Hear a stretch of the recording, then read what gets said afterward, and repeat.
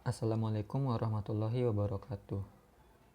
Pada kesempatan kali ini kami dari kelompok 5 akan mencoba menyajikan dan membahas materi tentang persediaan dan aset biologis pada kelas seminar akuntansi keuangan A3.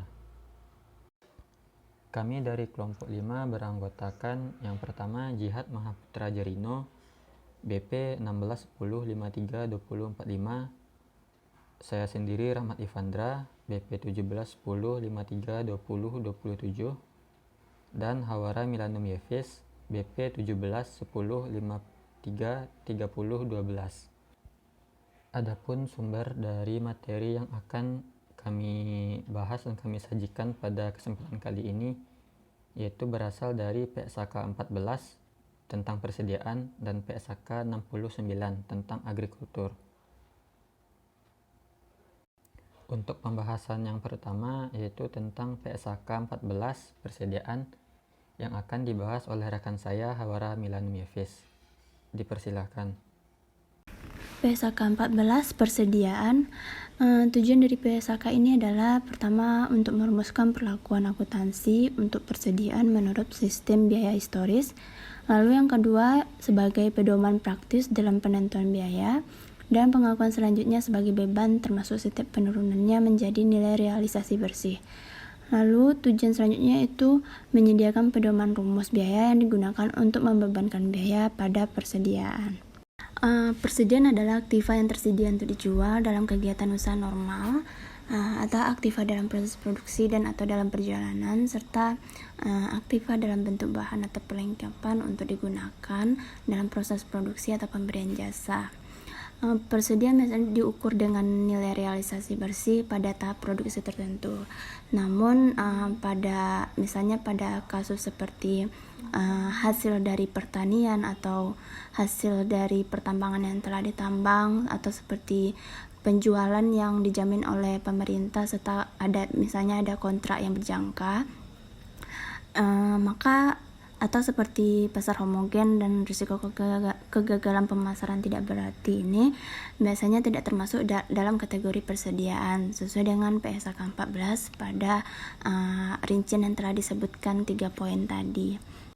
Maksud dari nilai realisasi bersih pada persediaan ini adalah taksiran harga penjualan dalam kegiatan usaha normal yang dikurangi taksiran biaya penyelesaian dan taksiran biaya yang diperlukan untuk melaksanakan penjualan. Biaya persediaan harus meliputi beberapa poin, diantaranya yaitu semua biaya pembelian, biaya konversi, biaya lain yang timbul sampai persediaan berada dalam kondisi dan tempat yang siap untuk dijual atau dipakai. Biaya pembelian persediaan meliputi harga pembelian, biaya masuk dan pajak lainnya, dan biaya pengangkutan, penanganan, dan biaya lainnya yang secara langsung dapat diatribusikan pada perolehan barang jadi, bahan, dan jasa. Pada biaya konversi persediaan ini meliputi biaya yang secara langsung terkait dengan unit yang diproduksi dan biaya overhead produksi tetap serta variabel yang dialokasikan secara sistematis yang terjadi dalam proses konversi bahan menjadi barang jadi. Maksud dari biaya overhead produksi tetap ini adalah biaya produksi yang tak langsung dipengaruhi oleh volume produksi yang dihasilkan atau bisa disebut dengan konstan, seperti penyusutan dan pemeliharaan bangunan dan peralatan pabrik.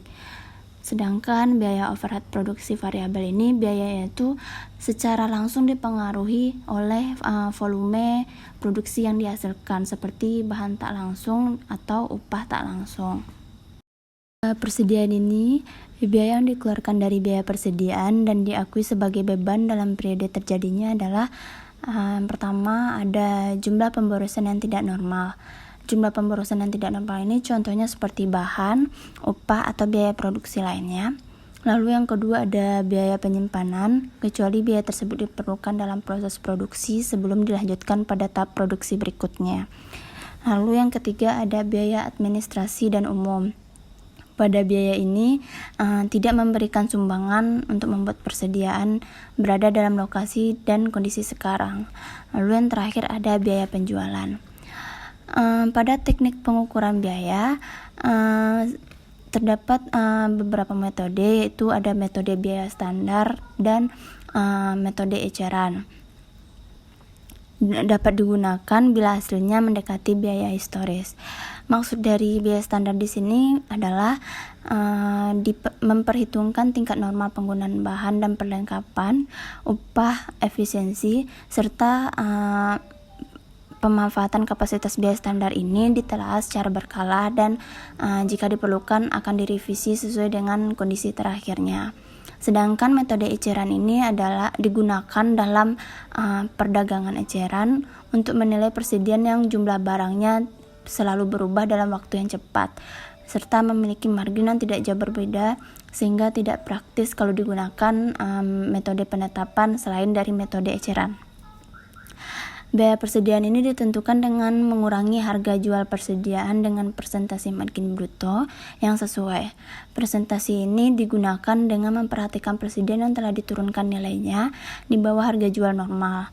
Persentase rata-rata sering digunakan untuk setiap departemen penjualan eceran yang menjual kelompok barang yang berbeda. Rumus dari biaya pada barang yang tidak dapat diganti dengan barang lain dan barang serta jasa yang dihasilkan dengan dipisahkan untuk proyek khusus harus diperhitungkan berdasarkan identifikasi khusus terhadap biaya masing-masingnya. Maksud dari identifikasi khusus biaya ini adalah atribusi biaya kepada barang tertentu yang dapat diidentifikasikan dalam persediaan. Cara ini merupakan perlakuan yang sesuai bagi barang yang dipisahkan untuk proyek-proyek khusus, baik yang dibeli atau yang dihasilkan langsung. Namun, identifikasi khusus biaya ini tidak tepat bagi barang-barang yang bersifat homogen yang dapat menggantikan satu sama lainnya.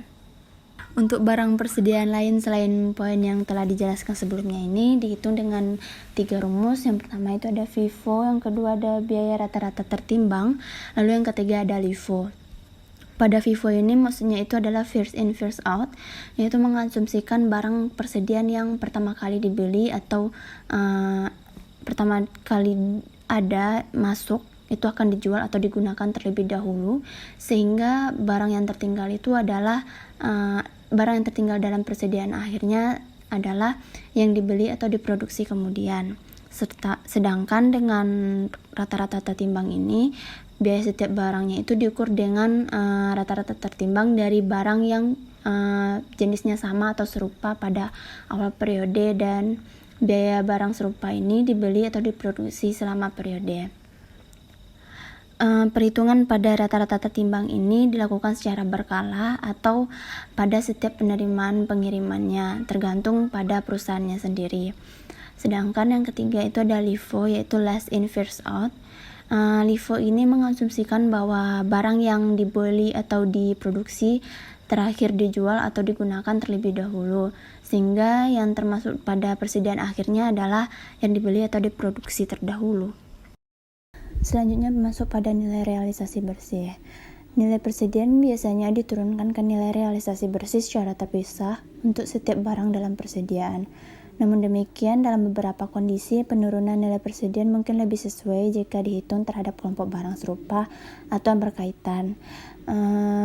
Maksud dari hal ini misalnya pada barang-barang yang dalam lini produk atau tujuan penggunaan akhirnya sama atau serupa, atau barang yang akan dipasarkan pada wilayah yang sama dan barang ini tidak dapat dievaluasi secara terpisah, maka barang-barang ini termasuk pada poin pertama. Lalu yang kedua itu ada estimasi nilai realisasi bersih didasarkan pada bukti paling andal yang tersedia pada saat estimasi dilakukan terhadap jumlah persediaan yang diharapkan dapat direalisasi.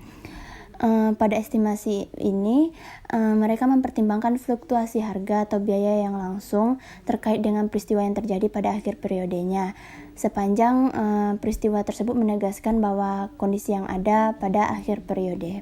Selanjutnya yaitu estimasi nilai realisasi bersih juga mempertimbangkan tujuan pengadaan persediaan yang bersangkutan. Pada estimasi ini misalnya nilai realisasi bersih kuantitas persediaan yang dimiliki untuk memenuhi kontrak penjualannya didasarkan pada harga kontrak. Namun bila kontrak penjualan untuk kuantitas barang yang lebih kecil daripada persediaan, maka nilai realisasi bersih untuk kelebihannya harus didasarkan pada harga penjualan umum. Selanjutnya itu nilai bahan baku dan perlengkapan atau supplies lain yang diadakan untuk digunakan dalam produksi persediaan tidak diturunkan di bawah biaya bila barang jadi yang dihasilkan diharapkan dapat dijual sebesar atau di atas biaya. Namun pada kejadian ini bila penurunan biaya harga baku yang mengindikasikan biaya barang jadinya itu melebihi dari nilai realisasi bersih, maka nilai bahan itu diturunkan ke nilai realisasi bersihnya. Dalam kondisi ini, biaya ganti merupakan tolak ukur terbaik yang digunakan pada nilai realisasi bersih. Selanjutnya itu pengakuan sebagai beban. Di sini terdapat beberapa poin, yaitu pertama, jika barang dalam persediaan dijual, maka nilai tercatat persediaannya itu harus diakui sebagai beban pada periode diakuinya pendapatan atas penjualan tersebut. Lalu yang kedua itu ada setiap penurunan nilai persediaan yang terjadi di bawah biaya menjadi nilai realisasi bersih, dan seluruh kerugian persediaannya harus diakui sebagai beban pada periode terjadinya penurunan atau kerugian tersebut. Lalu ketiga itu setiap pemulihan kembali penurunan nilai persediaan karena peningkatan nilai realisasi bersih, maka harus diakui sebagai pengurangan pada jumlah beban persediaan pada periode terjadinya pemulihan tersebut.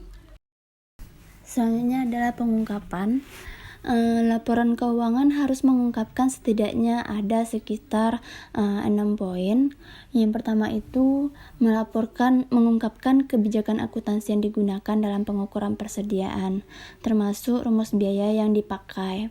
Lalu yang kedua itu ada total jumlah tercatatnya persediaan dan jumlah nilai tercatat menurut klasifikasi yang sesuai pada perusahaan.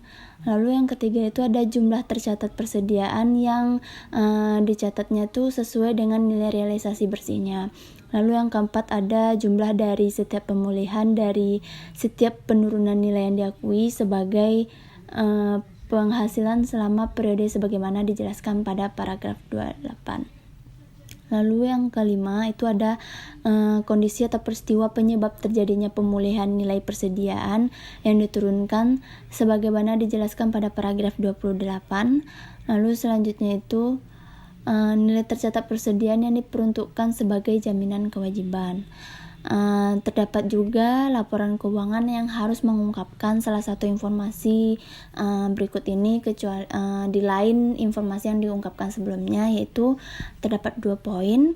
Yang pertama adalah biaya persediaan yang diakui sebagai beban selama periode tertentu dan biaya operasi yang dapat diaplikasikan pada pendapatan diakui sebagai beban selama periode laporan keuangan, diklasifikasikan sesuai dengan hakikatnya. Pembahasan selanjutnya yaitu mengenai materi agrikultur yang terdapat pada PSAK 69. PSAK 69 sendiri bertujuan untuk mengatur perlakuan akuntansi dan pengungkapan yang terkait dengan aktivitas agrikultur sebuah entitas. Kita akan mencoba membahas hal-hal yang dapat diterapkan oleh pernyataan ini dan hal-hal yang tidak dapat diterapkan oleh pernyataan ini.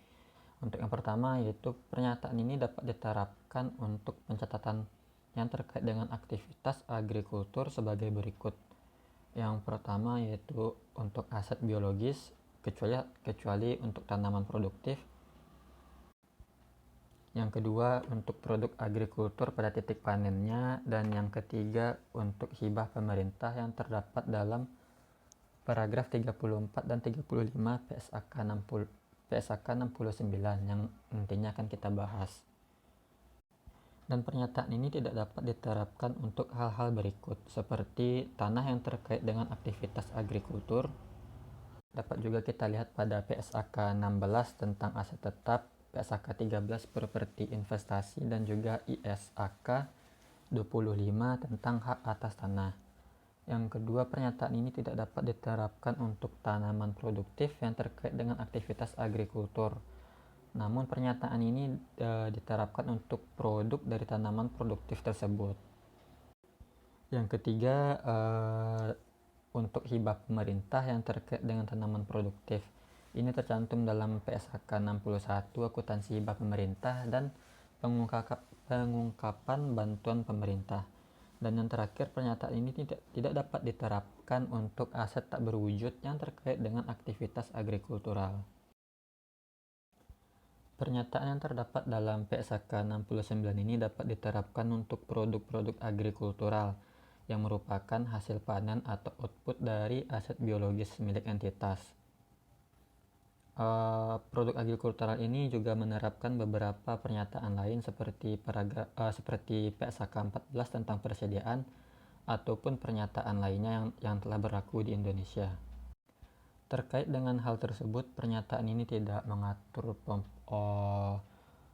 proses ataupun pengolahan produk agrikultural setelah masa panennya, seperti contohnya pemprosesan buah anggur menjadi minuman anggur yang dilakukan oleh penjual anggur yang telah melakukan masa panen pada kebunnya. Meski proses atau pengolahan anggur ini merupakan hal yang sangat wajar dalam aktivitas agrikultural, dan peristiwa lain yang terjadi mungkin mempunyai beberapa kemiripan dengan transformasi biologis ini atau perubahan bentuk dari aset biologis ini. Namun pengolahan atau pemprosesan ini tidak termasuk dalam definisi aktivitas agrikultural yang dinyatakan dalam pernyataan PSAK 69 yang kita bahas pada kesempatan kali ini. Sebelum kita membahas lebih lanjut, saya akan membahas mengenai beberapa definisi ataupun istilah yang terdapat dalam pernyataan ini. Seperti aktivitas agrikultural yang telah kita bahas tadi, aktivitas agrikultural ini merupakan manajemen transformasi biologis atau perubahan bentuk aset dalam aset biologis dan panen aset biologis oleh entitas yang ditujukan untuk dijual atau dikonversi menjadi produk agrikultural ataupun untuk menjadi aset biologis tambahan bagi entitas. Dalam hal ini, aset biologis dapat kita kategorikan menjadi dua, yaitu hewan hidup ataupun tanaman hidup yang dimiliki oleh entitas. Dan juga untuk kelompok aset biologis ini merupakan penggabungan dari hewan atau tanaman hidup yang serupa ataupun yang sejenis yang dimiliki oleh entitas dengan tujuan untuk dijual maupun untuk dikonversi menjadi produk agrikulturalnya. Selanjutnya ada biaya untuk menjual. Ini adalah biaya inkremental yang diatribusikan secara langsung untuk pelepasan aset.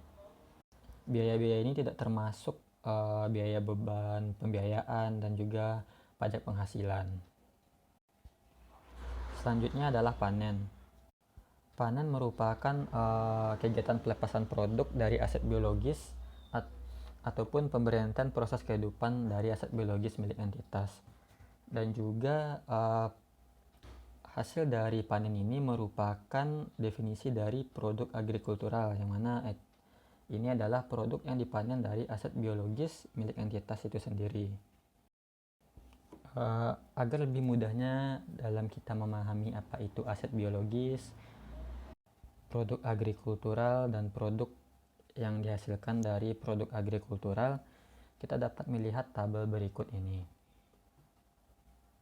Yang sama-sama dapat kita lihat adalah dalam tabel aset biologis. Di sini terdapat domba, sapi, tanaman tubuh, dan lainnya, yang mana ini merupakan hewan ataupun tanaman hidup yang dimiliki oleh entitas. Dan nantinya dari aset biologis ini kita dapat memperoleh output, yaitu berupa produk agrikulturalnya, seperti halnya domba ini menghasilkan wool. Dan nanti setelah produk agrikultural ini dapat diolah kembali secara lebih lanjut dan menghasilkan output yang berbeda lagi, seperti domba menghasilkan produk agrikulturalnya yaitu wool, dan nanti produk agrikultural ini diolah kembali menjadi benang. Dan sama-sama dapat kita lihat contoh lainnya sebagai berikut. Nah, penjelasan lebih lanjut mengenai pembagian aset ini, terdapat juga beberapa hal yang perlu diperhatikan, seperti beberapa tanaman yang biasanya memenuhi definisi tanaman produktif, dan ini termasuk dalam ruang lingkup amandemen PSAK 16, yaitu tentang aset tetap tentang agrikultural tanaman produktif. Contohnya yaitu berupa tumbuhan tanaman teh, tanaman anggur, pohon kelapa sawit. Dan di samping itu terdapat pula produk yang tumbuh dari tanaman produktif ini. Sebagai contohnya daun teh yang tumbuh dari tumbuhan teh, ataupun buah anggur yang tumbuh dari pohon anggur, dan juga buah kelapa yang tumbuh dari pohon kelapa. Dan ini termasuk dalam ruang lingkup PSAK 69 tentang agrikultur. Selanjutnya kita akan membahas mengenai apa itu tanaman produktif dan yang bukan merupakan tanaman produktif, seperti yang telah disinggung pada pembahasan awal PSAK 69. Untuk yang pertama yaitu tanaman produktif. Ini merupakan tanaman hidup yang pertama, tanaman ini digunakan dalam produksi atau penyediaan produk agrikultural, yang berarti tanaman ini masuk pada kategori aset biologis. Yang kedua, tanaman hidup ini diharapkan untuk menghasilkan produk untuk jangka waktu yang lebih dari satu periode, dan juga merupakan kategori dalam aset biologis. Dan yang ketiga, tanaman hidup ini memiliki kemungkinan yang jarang untuk dijual sebagai produk agrikultural, kecuali untuk penjualan sisa dari tanaman itu sendiri, seperti penjualan kayunya untuk bahan bakar. Yang kedua yaitu yang bukan merupakan tanaman produktif. Yang pertama yaitu ada tanaman yang dibudidayakan untuk dipanen sebagai produk agrikultural. Artinya tanaman ini dari awal tidak dikategorikan oleh entitas sebagai aset biologis milik entitas. Yang kedua, tanaman yang dibudidayakan untuk menghasilkan produk agrikultural, namun dalam kemungkinan yang sangat kecil entitas juga akan memanen dan menjual tanaman ini sebagai produk agrikulturalnya. Dan dapat diartikan tanaman ini sebagai tanaman satu kali panen habis, yang mana tanaman ini dimanfaatkan untuk output buahnya dan juga tanamannya sebagai produk agrikultur. Dan yang ketiga yang bukan merupakan tanaman produktif adalah tanaman satu musim seperti jagung dan gandum, yang mana jagung dan gandum ini dapat melakukan satu kali panen, dan untuk panen berikutnya entitas perlu melakukan pembenihan kembali atau penanaman kembali dari bibit awal. Dalam aktivitas agrikultur terdapat variasi aktivitas yang dapat dilakukan oleh entitas, seperti contohnya aktivitas peternakan, kehutanan, pembudidayaan, dan juga perkebunan. Nah, terdapat karakteristik umum dalam variasi aktivitas ini, yang mana terdapat 3. Yang pertama yaitu kemampuan untuk berubah. Maksudnya yaitu aset biologis mampu melakukan transformasi biologis, seperti hewan yang melakukan kawin silang dan tanaman yang melakukan cangkok. Dan yang kedua, manajemen perubahan. Maksudnya ini adalah manajemen yang mendukung transformasi biologis tadi dengan meningkatkan atau melakukan pematangan kondisi yang diperlukan agar proses transformasi ini berjalan dengan baik dan lancar. Seperti contohnya peningkatan kualitas pakan dan pangan untuk hewan, dan nutrisi pupuk untuk tanaman, dan juga tingkat kelembaban dan temperatur di sekitar aset biologis yang dapat menunjang transformasi biologis ini. Dan yang ketiga yaitu pengukuran perubahan. Perubahan dalam transformasi biologis ini dapat berupa kualitas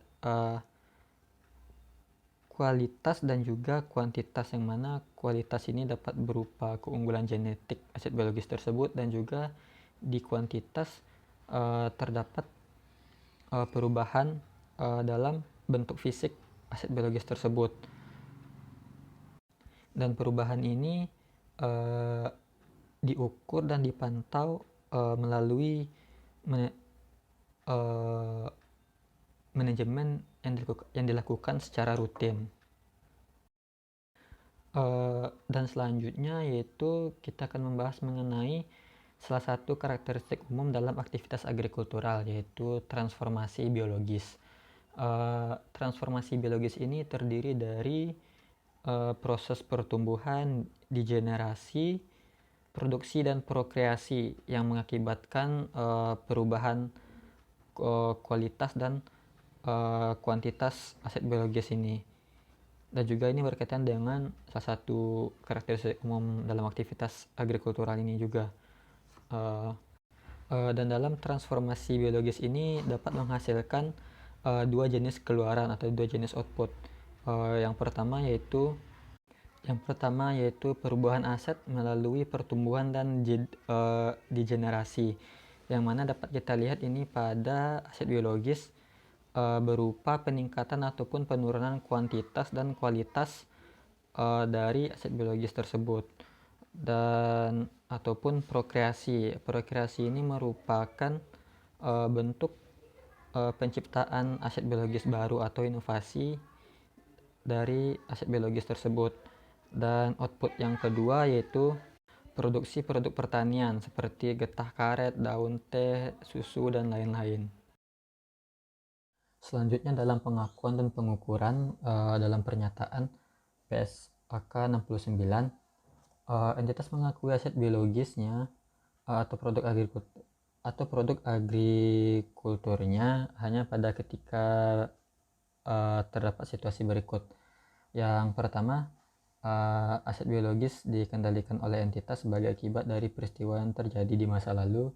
Yang kedua, adanya kemungkinan manfaat ekonomik masa yang akan datang yang terkait dengan aset biologis akan mengalir kepada entitas. Dan yang terakhir, nilai wajar atau biaya perolehan aset biologis tersebut dapat diukur secara andal. Dalam aktivitas agrikultural, pengandalian oleh entitas dapat dibuktikan dengan adanya bukti kepemilikan hukum atas ternak dan tanaman, atau pendanaan atas ternak dan tanaman pada saat pengakuisisian atau saat pembibitan aset biologis tersebut. Dan manfaat masa depan umumnya dinilai dengan pengukuran atribut fisik yang signifikan.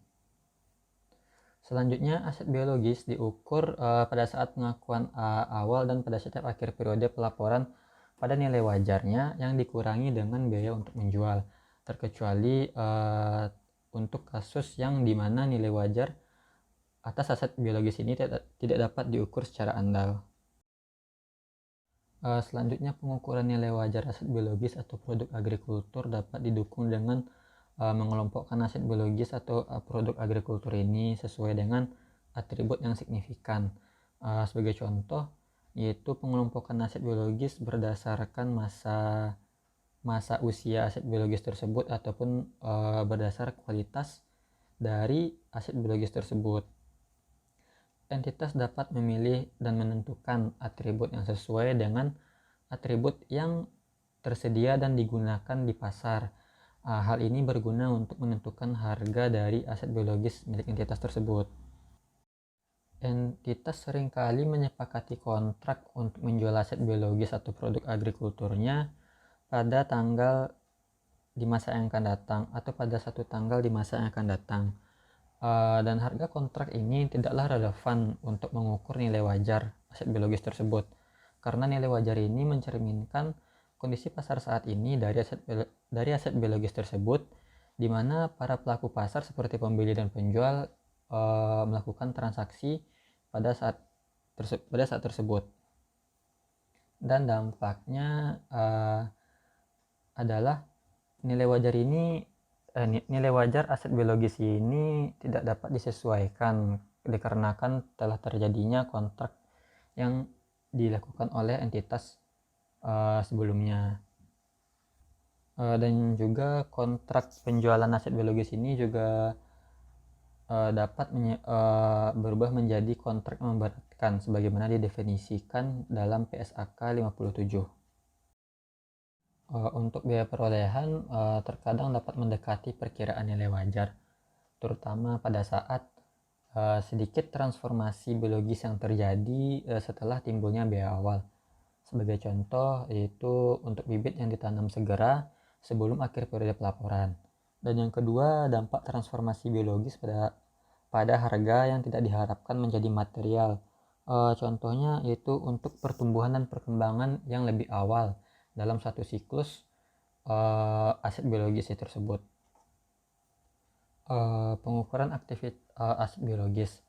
Aset biologis pada umumnya melekat secara fisik pada tanah seperti pohon dalam hutan dan juga tumbuh-tumbuhan tanaman yang ditanam di tanah.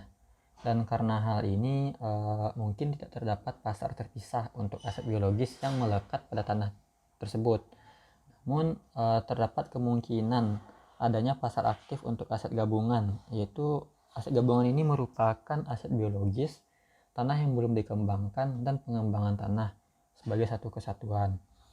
Entitas juga dapat menggunakan informasi mengenai aset gabungan ini sebagai dasar untuk mengukur nilai wajar aset biologis, di mana nilai wajar tanah yang belum dikembangkan dan nilai wajar pengembangan tanah ini dikurangkan atau dikeluarkan dari nilai wajar aset gabungan dan didapatlah nilai wajar aset biologis. Selanjutnya terdapat keuntungan dan kerugian dalam aktivitas agrikultur yang dinyatakan dalam pernyataan PSAK 69. Itu terdapat pada paragraf 26. Keuntungan atau kerugian yang timbul dari aktivitas agrikultur dimasukkan dalam laba rugi pada periode di mana keuntungan ataupun kerugian ini terjadi. Keuntungan atau kerugian yang dimasukkan dalam laba rugi ini merupakan keuntungan atau kerugian yang timbul pada saat pengakuan awal aset biologis pada nilai wajar yang dikurangi dengan biaya untuk menjual, dan dari perubahan nilai wajar yang dikurangi dengan biaya untuk menjual aset biologis tersebut. Kerugian mungkin saja dapat terjadi pada saat pengakuan awal aset biologis dikarenakan adanya biaya untuk menjual yang dikeluarkan dalam menentukan nilai wajar dan dikurangi dengan biaya untuk menjual aset biologis ini. Dan keuntungan mungkin timbul pada saat pengakuan awal aset biologis seperti adanya kelahiran dari hewan yang merupakan aset biologis entitas. Dan keuntungan ataupun kerugian yang timbul pada saat pengakuan awal produk agrikultur ini perlakuannya sama dengan keuntungan ataupun kerugian pada aset biologis, yang mana keuntungan atau kerugian ini dimasukkan dalam laba rugi periode di mana keuntungan atau kerugian ini pun terjadi. Keuntungan ataupun kerugian yang timbul dari produk agrikultur ini dapat terjadi dikarenakan adanya faktor-faktor yang mempengaruhi hasil panen dari produk agrikultur ini. Selanjutnya kita akan membahas tentang ketidakmampuan entitas dalam mengukur nilai wajar aset biologis secara andal. Terdapat suatu asumsi bahwa nilai wajar aset biologis dapat diukur secara andal. Namun, asumsi ini dapat dibantah pada saat pengakuan awal aset biologis yang harga kuotasi pasarnya tidak tersedia dan alternatif pengukuran nilai wajarnya secara jelas tidak dapat diandalkan. Dan dalam hal ini, aset biologis diukur pada biaya perolehannya dikurangi dengan akumulasi penyusutan dan akumulasi kerugian penurunan nilai. Dan jika nilai wajar dari aset biologis ini dapat diukur secara andal, entitas akan mengukur aset biologis ini pada nilai wajarnya dikurangi dengan biaya untuk menjualnya. Dalam berbagai keadaan, entitas mengukur produk agrikulturnya pada titik panen pada nilai wajar setelah dikurangi dengan biaya untuk menjual. Dan pernyataan ini mencerminkan pandangan bahwa nilai wajar produk agrikultur pada titik panen selalu dapat diukur secara andal. Dan dalam entitas untuk menentukan biaya perolehan, akumulasi penyusutan, dan akumulasi kerugian penurunan nilai, entitas dapat mempertimbangkan PSAK 14, PSAK 16, dan PSAK 48. Pembahasan selanjutnya berkaitan dengan hibah pemerintah. Hibah pemerintah dalam pernyataan ini adalah sebagaimana didefinisikan dalam PSAK 61 tentang akuntansi hibah pemerintah dan pengungkapan bantuan pemerintah. Hibah pemerintah tanpa syarat yang terkait dengan aset biologis yang diukur pada nilai wajar dikurangi dengan biaya untuk menjual diakui dalam laba rugi. Dan ini hanya terjadi pada saat hibah pemerintah ini menjadi piutang. Dan jika hibah pemerintah yang terkait dengan aset biologis yang diukur pada nilai wajar dikurangi dengan biaya untuk menjual adalah bersyarat, termasuk ketika hibah pemerintah mensyaratkan entitas untuk tidak terlibat dalam aktivitas agrikultur tertentu, maka entitas mengakui hibah pemerintah ini dan laba rugi hanya pada saat kondisi yang melekat pada hibah pemerintah ini telah terpenuhi. Syarat dan ketentuan dalam hibah pemerintah ini mungkin bervariasi. Sebagai contoh, hibah mungkin mensyaratkan entitas untuk melakukan aktivitas pertaniannya di lokasi tertentu selama 5 tahun dan mensyaratkan entitas untuk mengembalikan seluruh hibah jika entitas melakukan aktivitas pertanian ini dalam jangka waktu kurang dari 5 tahun tersebut. Dan dalam hal ini, hibah ini tidak diakui dalam laba rugi sampai jangka waktu 5 tahun ini telah berlalu.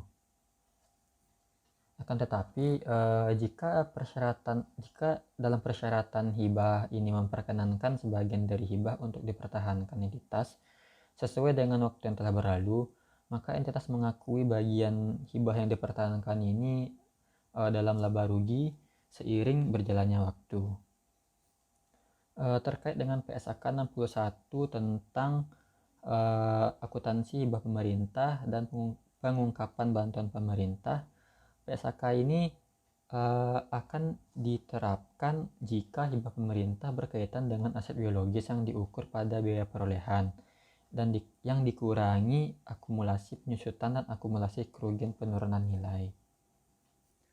Dan pernyataan ini mensyaratkan perlakuan yang berbeda dari PSAK 61 jika hibah pemerintah berkaitan dengan aset biologis yang diukur pada nilai wajar dikurangi biaya untuk menjual, atau hibah pemerintah mensyaratkan entitas untuk tidak terlibat dalam aktivitas agrikultur tertentu.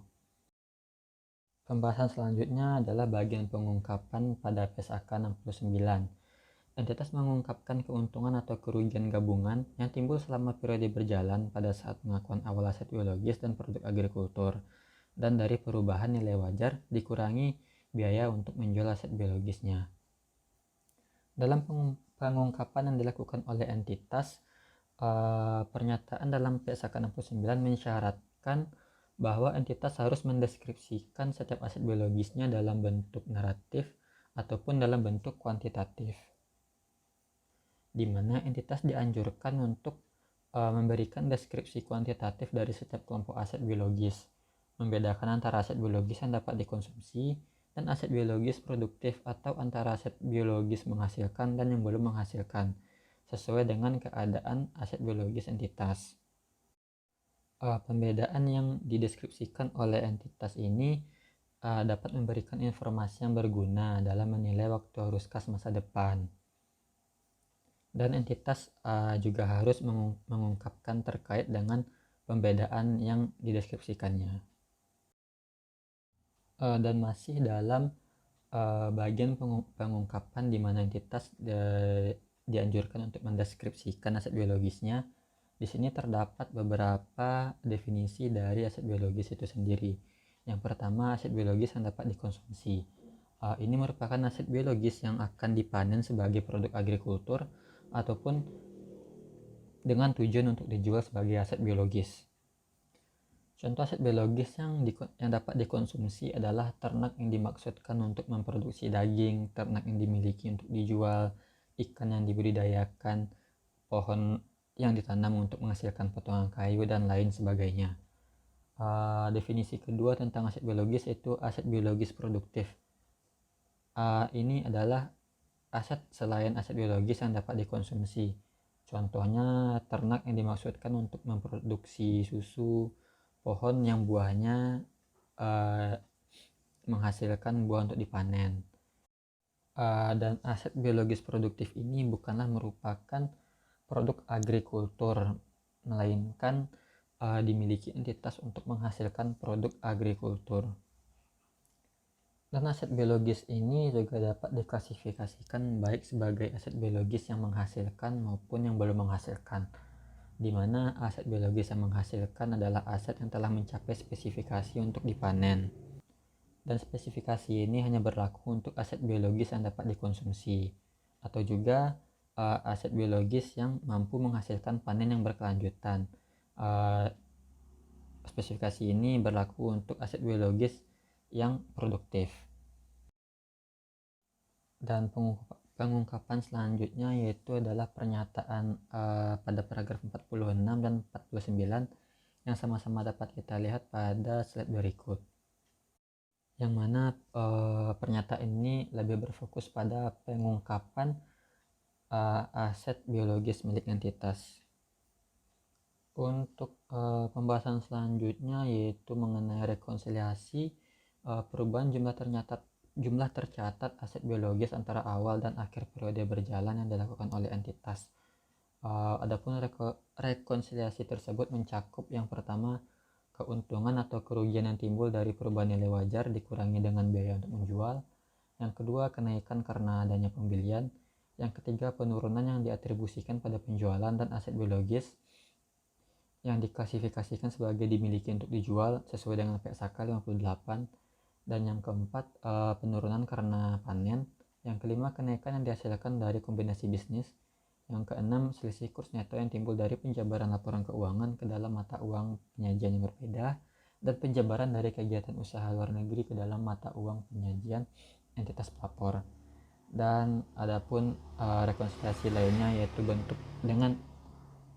bentuk perubahan-perubahan lainnya.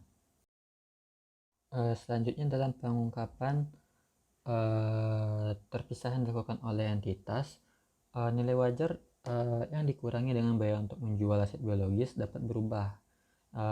Ini dikarenakan adanya perubahan fisik ataupun perubahan harga pasar. Dan pengungkapan terpisah ini juga berguna dalam menilai kinerja periode berjalan dan prospek masa depan, terutama terdapat siklus produksi yang berusia lebih dari 1 tahun. Dan dikarenakan hal ini, entitas dianjurkan untuk mengungkapkan jumlah perubahan nilai wajar yang dikurangi dengan biaya untuk menjual yang termasuk dalam laba rugi akibat dari adanya perubahan fisik dan perubahan harga ini. Dan informasi dari pengungkapan terpisah ini pada umumnya dirasa kurang berguna ketika terutama pada siklus produksi yang berusia kurang dari 1 tahun. Contohnya pada ternak ayam ataupun pada tanaman biji-bijian. Dan pada perubahan fisik, aset biologis ini juga berkaitan dengan transformasi biologis yang telah kita bahas sebelumnya, yang mana transformasi biologis ini mengakibatkan beberapa jenis perubahan fisik, degenerasi, produksi, dan prokreasi, yang setiap perubahannya dapat diobservasi dan diukur. Dan pada bagian pengungkapan juga terdapat pengungkapan tambahan untuk aset biologis yang nilai wajarnya tidak dapat diukur secara andal. Sekian penyajian pembahasan materi terkait PSAK 14 dan PSAK 69 tentang persediaan dan aset biologis. Dan saya Rahmat Ivandra sebagai perwakilan dari kelompok 5 menyampaikan maaf jika terdapat kesalahan dan juga kekurangan dalam penyampaian dan penyajian materi pada pertemuan kali ini. Akhir kata, Assalamualaikum warahmatullahi wabarakatuh.